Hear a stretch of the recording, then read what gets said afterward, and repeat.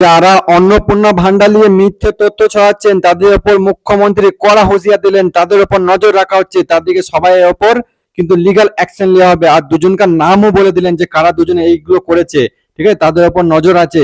এই সরকার 100 বছর থাকবে আর 100 বছরই নাকি সবাইকে অন্নপূর্ণা ভান্ডার দেওয়া হবে। তো মুখ্যমন্ত্রী কি বলছে আগে শুনুন।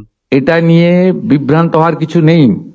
আমাদের সব সোশ্যাল মিডিয়ার টিম যারা যারা রিল বানাচ্ছেন, রিল করছেন, খুব নজর রাখছে। যারা মিথ্যা তথ্য দিচ্ছেন তাদেরকে চিহ্নিত করে রাখছি। আমি তো কমিটেড, আমি চিফ মিনিস্টার, পাওয়ার যোগ্য লোকরা নিশ্চয়ই পাবেন।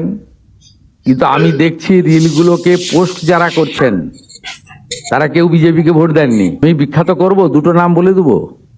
আমি পাই নূর আলম, আপনি ভোট দেননি বিজেপিকে, আমি জানি আপনি কোনোদিন বিজেপিকে ভোট দেবেন না। মেহবুব, আপনি মেয়েদের কাছ থেকে ভিডিও করাচ্ছেন, করে পোস্ট করে রিল করছেন, আপনি ভাবছেন এতে। শুনলেন তো যে মুখ্যমন্ত্রী কি বললো। এবার যারা ভিডিও বানাচ্ছে বা বানাবে বলে চিন্তা ভাবনা করছেন, এক্ষুনি কিন্তু ড্রপ করে দিন। মিথ্যে তথ্য আর ভিডিও বানাবেন না, নাইলে কিন্তু আপনাদের উপরও নজর রাখা হবে।